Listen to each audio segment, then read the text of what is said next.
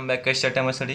तो आज हम चैप्टर 6 के एक्सरसाइज 6.2 के क्वेश्चन नंबर 6 करने वाले हैं। तो क्वेश्चन नंबर 6 कह रहा है in figure comma P Q and R S are two mirrors, ठीक, placed parallel to each other. An incident ray AB strike the mirror PQ at B.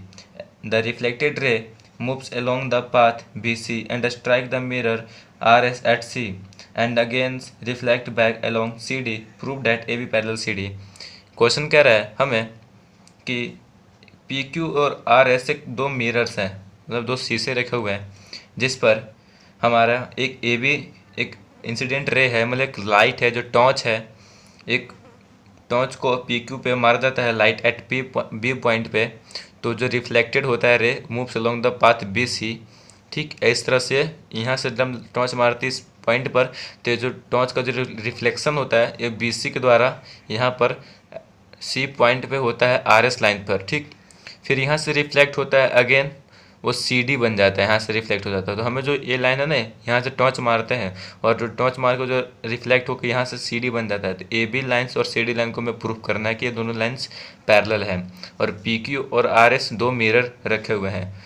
तो इनको प्रूफ करने के लिए हमें कुछ अलग से क्वेश्चन में कंस्ट्रक्शन किया हुआ है। देखिए कि हमने यहाँ पर पी क्यू लाइन पर बी ई परपेंडिकुलर किया हुआ है, ये दोनों एक परपेंडिकुलर लाइन है, एंड आर एस लाइन पर सी एफ परपेंडिकुलर लाइन है। ठीक, ये लाइन हमने परपेंडिकुलर क्वेश्चन को करने के लिए कुछ कंस्ट्रक्शन किया हुआ, किसी आसानी पड़ जाए। हम क्वेश्चन कंस्ट्रक्शन इसलिए करते हैं कभी क्वेश्चन करने में हमें आसानी पड़े।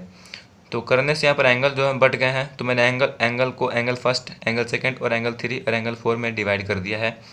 ठीक, आप चाहें तो यहाँ पर नाम भी लिख सकते हैं ए बी ई, तो इससे अच्छा आप एंगल 4 लिख दे शॉर्टकट में, जिससे आपको आसानी पड़े और टाइम भी बचे। ठीक, तो यहाँ पर मैं यहाँ पे पहले क्वेश्चन को लिख लेता हूँ क्या क्या हमने किया है।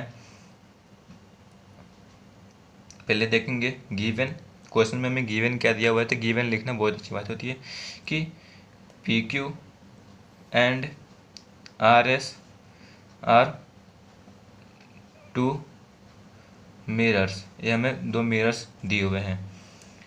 A B is incident ray, ठीक, ये हमारा जो है इंसिडेंट रे है, और बी सी क्या है, रिफ्लेक्टेड रे है।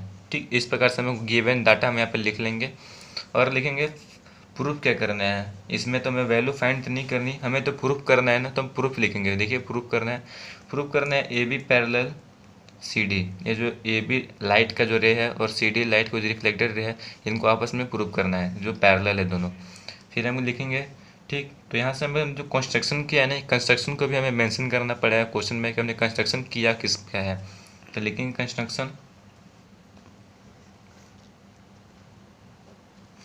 कंस्ट्रक्शन में हमने क्या किया है कि हमने ड्रॉ किया है B E perpendicular P Q line पर हमने बी ई परपेंडिकुलर किया है, और and C F perpendicular R S, ये हमने ड्रॉ किया है कि हमने लिख दिया कि हमने बी ई परपेंडिकुलर है पी क्यू पर और सी एफ परपेंडिकुलर है आर एस पर, ये हमने यहाँ पर लिख दिया।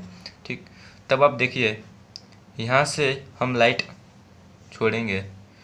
देखिए यहाँ पर एंगल 4 और एंगल 3 जब परपेंडिकुलर है तो बीचों बीच जाएगा, तो एंगल 3 और एंगल 4 जो होंगे इक्वल होंगे, और इसके लाइन परपेंडिकुलर है, 3 एंगल के बीच में जब परपेंडिकुलर करेंगे तो दोनों को बीचों बीच काटेगा, तो मतलब एंगल 1 और एंगल 2 है आपस में इक्वल होंगे। तो यहाँ पर लिख लेते हैं, हम यहाँ पर सोल्यूशन करेंगे।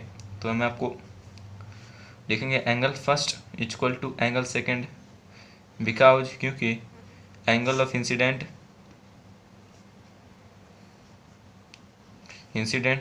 इक्वल एंगल ऑफ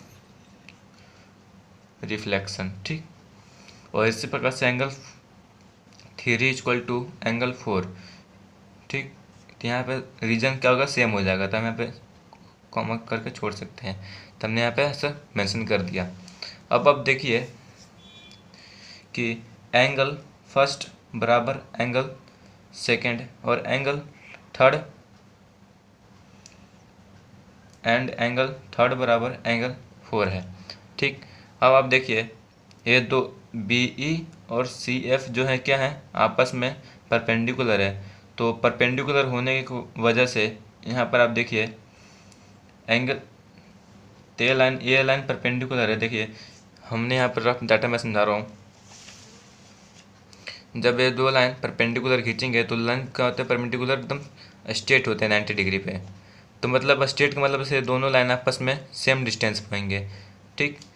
परपेंडिकुलर ऐसा थोड़ी होता है 90 डिग्री का, कभी आपने ऐसा देखा है? 90 डिग्री आपने हमेशा ऐसा देखा होगा।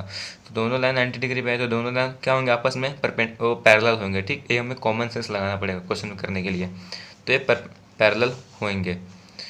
तो पैरेलल होने की वजह से अब देखिए यहाँ पर ई बी सी और B C F angle 3 equal to angle 2 बनेगा। एंगल 3 इक्वल टू एंगल 2 होगा क्योंकि बी ई पैरेलल हो जाएगा सी एफ के। ये हमने अभी समझाया क्यों एंगल 3 इक्वल टू एंगल 2 होगा।